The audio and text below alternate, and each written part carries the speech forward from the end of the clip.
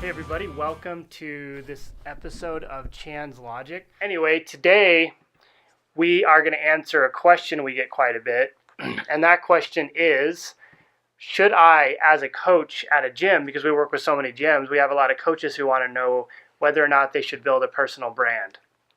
And because we get the question so much, I think it's a good idea to actually answer that question in a podcast. What do you think, Steph? That's a good idea. Yeah. Yeah. We've had a pretty fun week. I'm trying to reacclimate back into society after being gone for a month. It's been hard. I was in Toronto for like 5 days, and then I was in North Dakota for 5 days, Then I came back, and next week I go to the CrossFit Games. So if you guys are in the area or you're down there at the Games, hit me up. We're going to be at Sanctify Fitness at 10 a.m. every Thursday. Wednesday, Thursday, Friday. Well, I get in town Wednesday, so Thursday, Friday, Saturday we'll be speaking, and we'll be doing some fun events afterward. Is JJ speaking on Wednesday? JJ's speaking Wednesday and Friday, and I'm speaking Thursday, Saturday. So if you're down there, hit us up. But let's talk about personal branding for fitness coaches. So I think when we look at the personal branding aspect, what we're trying to do is we're trying to build a brand that helps not only build the business's brand, but we need to build a brand that builds our personalities into it and our own culture and our ideals and philosophies into it. And what that does is it allows us to showcase how much expertise we have in a certain area and the kind of person we are. Mm-hmm. And by doing those two things, you're going to essentially attract clients to you who are specifically oriented towards you and what you do. Right. Because every coach is different, right? You might have one coach that's better at working with moms or working with, your youth program, or you might have somebody that's more interested in doing nutrition, or what else do we have? Like corrective exercise, or like actual like working on health and just overall, rather than trying to be like going like to compete and that kind of thing. So pull out your personalities of all your coaches, and you want to see them build their audience around what they are really good at. Yeah, exactly. So when you get your personality into your brand, so the big thing I think we have to look at is you can't depend on the business entirely to build up your own brand and to build up your information and to do all that for you. You have to take a step back and say, okay, the business is going to give me so much business and it's going to flow me in depending on how you compensate your coaches and how the coaches function. But if the coach can go out there and get people excited about what they're doing and get people interested in what they're doing and pull people in, then the coach is ultimately going to have a lot more power to be able to build their own client base and build their own client book and build their own presence in the community. And that's how you create a sort of micro influence or presence within your community, which is something we want as coaches. And like Steph was saying, you want people to be excited about you for what you're doing specifically. And you want to get to a point to where when people walk into your business, they say, I've been following Coach so-and-so for so long, they're hilarious, or their information is really good and they've changed my life. And if you're capturing both those things, then you're in a good position to say, my personal brand is strong. And if you don't build a personal brand, what happens is you get into a position to where you're relying on the business all the time to push business into you and to push people into your client book. And if you don't have to rely on the business and you have your own brand moving and you have your own information moving out, you're putting it out, you're telling people what you're doing and they're aware of you specifically, you're going to have a lot easier time bringing people into your book and building your book up. Right, Steph? Yeah. You should always be trying to get referrals in, people that trust you. That way, once you get your, client base and your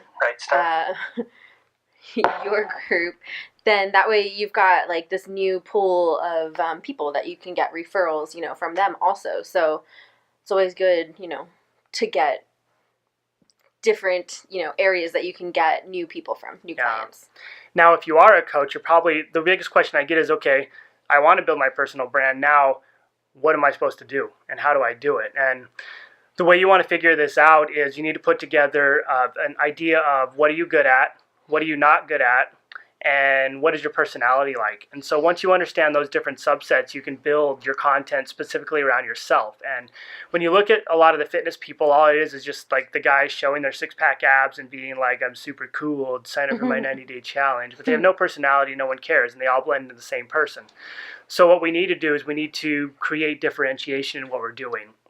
And so if you're funny, you need to showcase the funny stuff in your content, and that's one of my pillars of great content, which is being funny. If you're motivational, you should need to be really motivational and showcase people how motivational you are and how much you can uplift their lives and make them happy. If you're really educational, we probably need to combine some of the education with the funny stuff, because everybody's showing people how to do a pull-up, and everybody's showing people nutritional videos, and everybody's showing people all the educational stuff, but only the really good people are showcasing how you can make that stuff funny and motivational and combine a lot of the pillars of great content into your specific segments.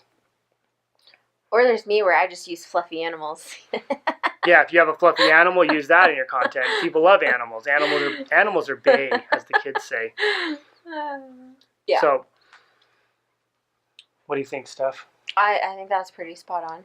Yeah. So what I would do if I was a coach trying to build a personal brand, first we would organize our content into obviously a calendar of what we're going to do, and it wouldn't be your general standard calendar. You need to organize a normal calendar. We have a doodle who's trying to ruin everything right now. So what you need to do is okay, my personality is this. I want to include a motivational piece each week. I want to include an educational piece each week, and I want to include a funny piece each week. So now I know Mondays maybe I'm going to be motivational when I'm doing. Tuesday I'm going to focus on a good educational piece, and my Wednesday or Thursday or whatever is going to be a funny piece. And what I would do with that is put all those videos just straight onto Facebook or Instagram, whatever your focus is. I think for coaches, your best focus is probably, you have two options. Option one is you just put everything on your personal Facebook page and your personal Instagram. And the benefits to this is you're not going to have to pay for it, and your reach is going to be high in terms of who sees your stuff. It's going to be like a normal person seeing your things. Or two, you can create a Facebook page that says like Coach so-and-so, Coach at wherever, or whatever coach you are. But the problem with the page is now, because you've created a page, you need to allocate a certain amount of your marketing budget. Now you have to have a marketing budget because you're going to have to pay for reach to get people there.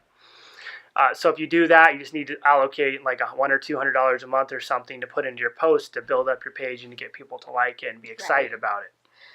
Yeah, I think the biggest thing is, I mean, if you're posting on your personal, I mean, especially on Instagram, I think as far as like related to gym stuff, I mean, I don't know, I use Instagram mostly for, my searching for gym related things, or if I'm looking for some motivation or whatever. It's easy to find, like, because of the hashtags and, stuff like that. But like even just posting, so like have the 3 different things, the educate, motivate, make them laugh, have those, but like fill in the other stuff with your own like personality. I mean, like mine's covered in animal photos and pictures and stuff, and kids too, because we do have a lot of kids running around here, like niece and nephews and stuff like that. So but I think making sure that you post like at least once every day on your stuff, which I'm really bad about.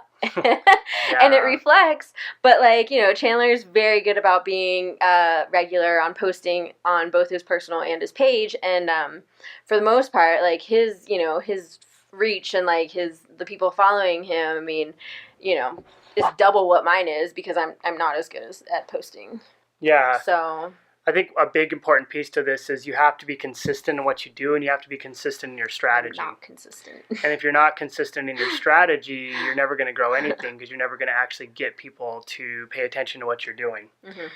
So Steph has a good point. Instagram's probably your best one in terms of what it's going to be able to produce. Instagram isn't going to cost you any money as a coach. You're just going to have to be able to, the keys are putting out your good content like we talked about on Instagram, using relevant hashtags to what you're trying to market to.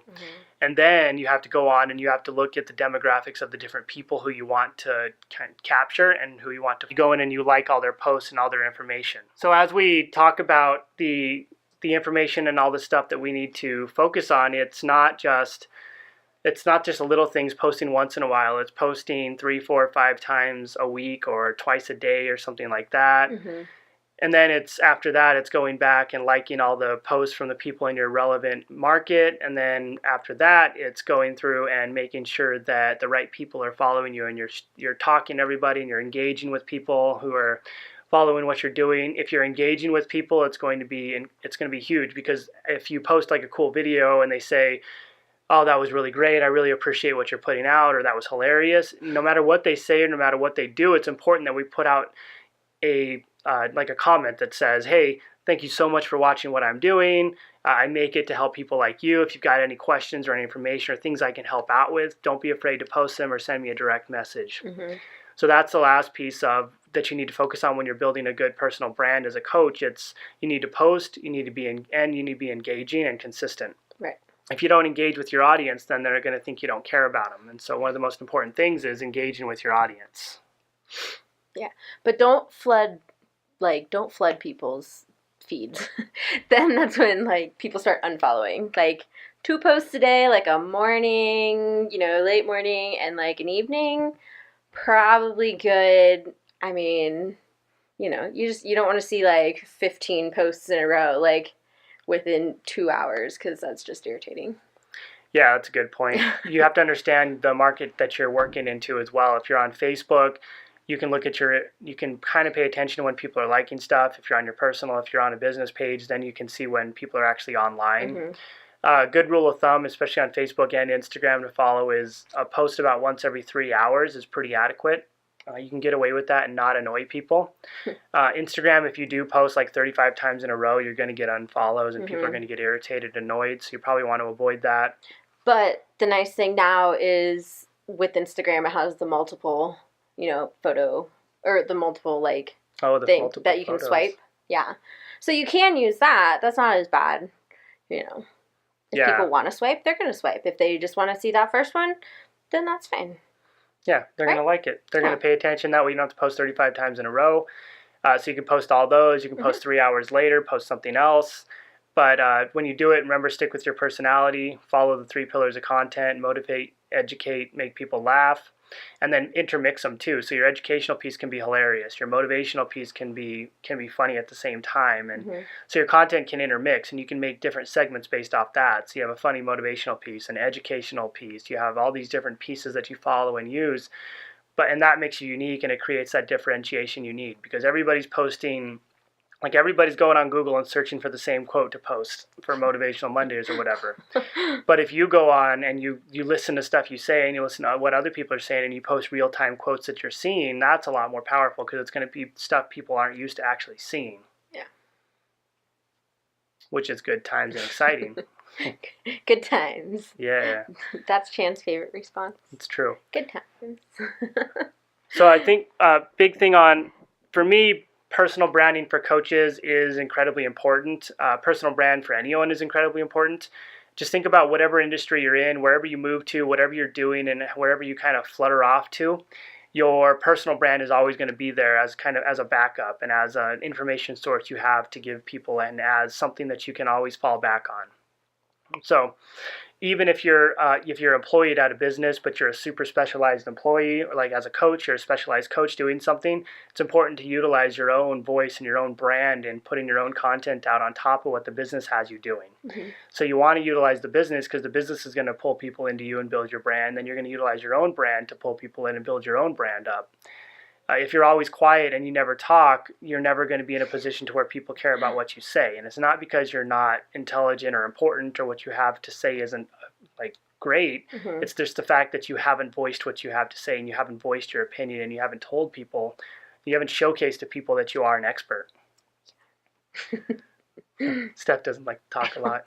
We actually didn't say much the first couple years we opened up Stone Age Fuel and some of the other stuff we did. And then one day I realized that we had a lot of stuff to say, and we wanted to put our stuff out there. So then we started this whole podcast and all the Chan's Logic information, and then it grew into a beautiful sparrow, and it continues to grow. Sparrows aren't that pretty. I think sparrows are pretty. Beautiful butterfly. Butterfly. So to wrap it up, when you're looking at your own personal brand, I think it's a good idea for coaches to do. Look at it from a 2-pronged strategy. If you don't have any money to put in your marketing budget, use your own personal accounts for everything, or focus on Instagram exclusively. If you do have money to put into a marketing budget, you can create a Facebook business page. It's still going to be the same thing on Instagram, though. You're still going to have your own personal. You can have a little business page as well. But I would focus on your own personal one until you're ready to devote money into it, because you're going to have to devote money to get your content out there and get people to see it. To play. That's right. Then next, be consistent. So we need to post like 3 to 5 times a week, probably more. I often post twice a day. I'm putting stuff every single day. I've got videos out. I'm captioning stuff. It's a good chunk of time to put into that. So once you start, you got to be ready to hit the ground running. Don't overwhelm yourself right at the beginning. Maybe you start off with 3 videos a week, or 3 videos are probably your most engaging medium. So maybe you start off with like 3 videos a week, and that's what you do. Then maybe you move into 3 videos and 1 like picture with the quote or whatever. But use this and focus on the motivation or the education. Motivate, educate, and make people laugh. The pillars of great content as you're doing it. And that's pretty much all it takes. And the last piece is, it's just another law of marketing we have. It's you have to be patient. When you start this personal branding journey, when you start anything like this, it's going to take you at least a year to build up any sort of presence and to get people to really care about you. So when you're doing it, make sure that you know it's going to be 12 to 18 months from now before you see anything from your personal brand. A lot of people they post a video and they don't get a lot of likes on it within 30 seconds, so they give up and quit. Again, it's not worth it. Yeah. Just know that at the beginning, you're going to get 1 person who cares about your stuff. But that 1 person is the most important person in the entire world for you, because that's the person who's going to follow you through your whole journey, who's going to know what happened to you all throughout, who's going to know 18 months from now when you have a bigger following. They're like, I've been following you since the beginning. I care about what you do. And so get out of the mentality that it's the number of followers and the number of people that matter, and get into the mentality that, number 1, that 1 person who follows you from the beginning and turns into number 2 and turns into number 3, those are the most important people behind what you do, and those are the people you need to focus on and care about. It's not about the number, it's about how engaged your following is. Yes.